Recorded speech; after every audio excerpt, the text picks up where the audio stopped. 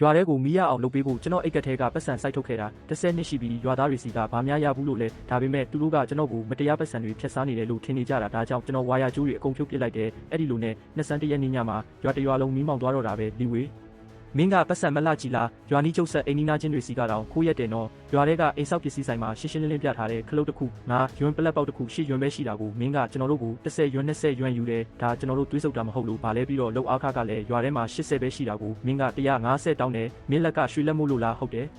ကြည့်ကြဦးစာအုပ်ထဲမှာအမဲပေါ်အဖြူရေးထားတာခလုတ်တစ်ခုငါရွံကိုမင်းက15ရွံယူတယ်ပလက်ပေါက်တစ်ခု8ရွံကိုမင်းက20ယူတယ်ဒီနှစ်တွေထဲမှာငါတို့စီကပတ်စံဘလောက်တောင်ဖျက်စားသွားပြီလဲပတ်စံတွေပြန်ပေးပြီးကျွန်တော်ဒီရွာမှာလျှက်စစ်ပြင်သမားလောက်လာတာ10နှစ်ရှိပြီလွန်ခဲ့တဲ့10နှစ်ကဒီရွာမှာမီးမမရှိတာလျှက်စစ်ရုံကကန့်လန့်ချက်ကိုတော့ငင်းပယ်ပြီးဝါယာကျိုးတစ်ချောင်းချင်းစီတွေ့တန်းကမီးရအောင်လုပ်ပေးခဲ့တာပြီးခဲ့တဲ့လကတတိယမြောက်လူရဲ့အိမ်ပြန်ပြင်တော့ပလက်ပေါက်လေး16ခုနဲ့မီခလုတ်10ခုရှိတယ်နေရန်ကိုထွင်းပြီးမြုပ်ကျိုးတွေလိုက်ထည့်ပေးခဲ့ရတာမနက်6နာရီကနေည8နာရီအထိလုပ်ပေးခဲ့တာလောက်အားခရွံတရပဲယူတာကိုသူ့မိမကဈေးကြီးတယ်လို့ပြောသေးတယ်ရွာထဲမှာ80ပဲရှိတာတဲ့အဲ့ဒါကအပြင်ကျိုးလိုက်ဆွဲတာလေ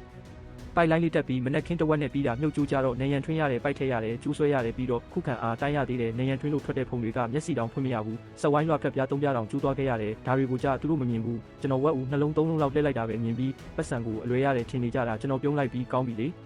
ခင်ဗျားတို့ကိုပတ်စံပြန်ပေးမယ်လို့ပြောလိုက်တယ်ဒေါ်လေး6တယောက်ကြောင်အန်းသွားတယ်ကျွန်တော်ဒီလောက်မြန်မြန်သဘောတူလိမ့်မယ်လို့မထင်ထားဘူးဒါပေမဲ့ကျွန်တော်မှအခြေအနေတစ်ခုရှိတယ်ပတ်စံပြန်ပေးမယ်ဒါပေမဲ့ခင်ဗျားတို့တက်ထားတာတွေအကုန်ပြန်ဖြုတ်ပြီးကျွန်တော်ကိုပြန်ပေးရမယ်ခလုတ်တွေပလက်ပေါက်တွေဝါယာကျိုးတွေမင်းခလုတ်တွေကျွန်တော်ကင်တွယ်ခဲ့သမျှအကုန်လုံးလီဝေဘာမှမကြမ်းအောင်အကုန်ဖြုတ်ပစ်လိုက်ပြီးမှရွာထဲမှာသွားဝယ်ကြခင်ဗျားတို့ကြိုက်တဲ့လောက်ဈေးပေါ်တာဝယ်ကြပြတယ်အကုန်ဖြုတ်ကြဒေါ်လေး6ဒါခင်ဗျားကိုယ်တိုင်ပြောတာနော်နောက်တမရနဲ့နောက်တရရင်ငါအမျိုးမိကိုမင်းမျိုးအမိနဲ့လဲပစ်မယ်ဟာဟာရွာသားတို့ဒီချန်ဝင်းကိုကြည့်ကြဦးလွန်ခဲ့တဲ့3နှစ်ကရှုံလုံတွေကြီးပဲအခုတော့ဘီလက်မြေခင်းလို့အစိမ့်မစားရတဲ့လက်ရန်တွေနဲ့နေရမှာတော့ကြွေပြားတွေကတ်လို့ရှန်နယ်ဟိုကရုတ်တရက်အော်ပြောလိုက်တယ်အားလုံးကကျွန်တော်အိမ်ကချန်ဝင်းကိုလှည့်ကြည့်ကြတယ်ဟုတ်တာပဲငါလည်းတခုခုမပြေလည်ဘူးလို့ထင်နေတာလီဝေးမင်းအမေအသက်ရှိတုန်းကမင်းအိမ်ကဘလို့လဲမိုးယိုတဲ့တဲဆုပ်လေးမလာ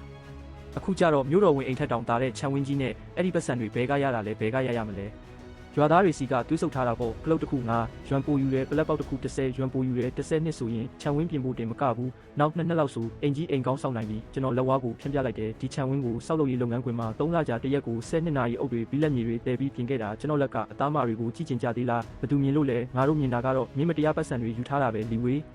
စင်ကြီးတွေလာမပေးနဲ့ဖြုတ်ပေးရင်ပတ်စံပြန်ပေးမယ်ဆိုပြီးငါဝန်ကောင်ကိုမေးကြည့်ပြီးဝါယာကျိုးတွေကနိုင်ရန်ထဲမှာဘောက်စ်တွေကဘီလက်မြေတွေအောက်မှာလည်းဘလို့ဖြုတ်မလဲဆွဲဖြုတ်ရင်အကုန်ပျက်စီးကုန်မှာပေါ့မင်းကငါတို့မဖြုတ်နိုင်မှန်းသိလို့သဘောကောင်းချင်အောင်စောင့်နေတာငါပြောသားပဲသူတအားလွယ်လွယ်သဘောတူတယ်လို့အကွက်တွေတွက်ထားတာကိုတကယ်ကောက်ချစ်သူပဲပတ်စံပြန်ပေးမယ်ပြောပြီးတကယ်တော့ဘာမှပြန်မပေးချင်တာဖြုတ်လို့ငါအိမ်ပျက်စီးသွားရင်ဘလို့လုပ်မလဲငါအိမ်နိုင်ရန်ကိုဆေးဖြူပဲတုတ်ထားတာဒါဆိုလဲဘာမှပြန်မပေးနဲ့ဆက်ပြီးအလုပ်ပဲလုပ်ခိုင်းဒါတော့မရဘူးနောက်2နှစ်လောက်ထပ်ပြီးတွေးဆုပ်ခံရရင်ရွာတရွာလုံးသူ့အတွက်အလုပ်လုပ်ပေးရတယ်လို့ဖြစ်တော့မယ်ရွာသားတို့တခုပြောမယ်ဝန်ကောင်ကိုတွားရှာကြဝန်ကောင်ကလည်းလုတ်တက်တယ်တဲ့လုတ်အားက90ပဲယူတယ်တဲ့ရွာတရွာလုံးဝန်ကောင်ကိုပဲ3ကြလီဝေကိုအငတ်ထားလိုက်ကြဆိုဟုတ်တယ်အငတ်ထားလိုက်သူ့ခြံဝင်းကကြွေပြားတွေနောက်တလွာထက်ကနိုင်ဦးမလားကြည့်ရအောင်ရွာသားတို့ဝါယာကျိုးတွေကိုအပြင်ထိဆွဲထုတ်နေစရာမလိုဘူးဖြက်ပစ်လိုက်ရင်ရပြီးခလုတ်ပေါက်ပျက်စီးသွားရင်လည်းကိစ္စမရှိဘူးဖြက်တာဖြက်ပျက်စီးသွားလဲလီဝေကပြန်ယူမှာပဲပြီးရင်မူရင်းစေးအတိုင်းပြန်ရုပ်ပေးရမယ်အဲ့ဒီနေ့ညနေကစပြီးဒေါ်လေး6ကလူတွေနဲ့တကယ်ရောက်လာတယ်သူ့သားကပျက်စီးနေတဲ့ဝါယာကျိုးအခွေလိုက်ကြီးကိုချီလာပြီးလက်ထဲမှာလည်းဆွဲထုတ်ထားတဲ့ပလက်ပေါက်6ခုပြီးလက်မြေတွေပေးနေတော့ဖြစ်တဲ့ခလုတ်ပေါက်3ခုပါလာတယ်အနောက်မှာတော့တတိယမြောက်လူရှန်နယ်ဟိုနဲ့လီချန်ကန်တို့ကရိယာတွေကိုင်း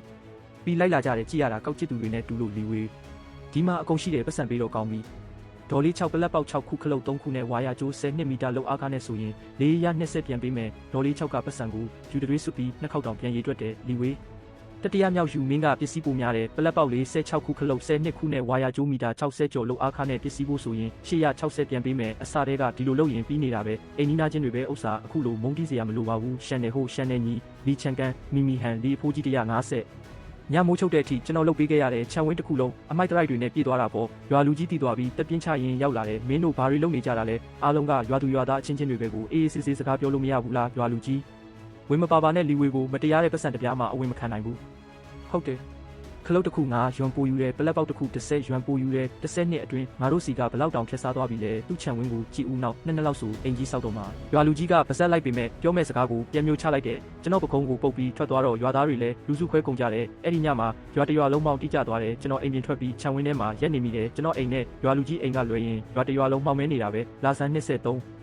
ရက်ကလာမင်းကြီးကကောင်းကင်မှာချိတ်ဆွဲလို့မီးခလုတ်တွေပလက်ပေါက်တွေမရှိတော့တဲ့မှောင်မဲနေတဲ့အိမ်ကောင်မိုးတွေနဲ့နရံတွေကိုလင်းထိန်စေတယ်ကျွန်တော်ငုံပြီးပုံစံပြက်နေတဲ့ခလုတ်တစ်ခုကိုကောက်ကင်လိုက်တယ်ဒါကပုံမျိုးစားဟောင်းပဲရွာထဲမှာ30နဲ့ရောင်းတာကိုကျွန်တော်က20ပဲယူခဲ့တာသုံးလို့လည်းရသေးတယ်အဲ့ဒါကို box ထဲပြန်ထည့်ပြီးအိမ်ထဲဝင်ခဲ့လိုက်တယ်နောက်တနေ့မနက်မှာဒေါ်လေး6ကရွာသားတစုနဲ့ပြန်ရောက်လာတယ်ဝမ်ကောင်မင်းတရက်ကို90ပဲယူတာဟုတ်တယ်မလားဟုတ်တာပေါ့ငါအိမ်မှာပလက်ပေါက်6ခုခလုတ်3ခုရှိတယ်ဝါယာကျိုးတွေလည်းအကုန်လဲရမယ်လောက်အားကဘယ်လောက်ကြမလဲတရက်90ဆိုတော့ခမရအိမ်က3ရက်စာတရ90ကြမယ်ပစ္စည်းဖို့တည်တံ့ပေါ့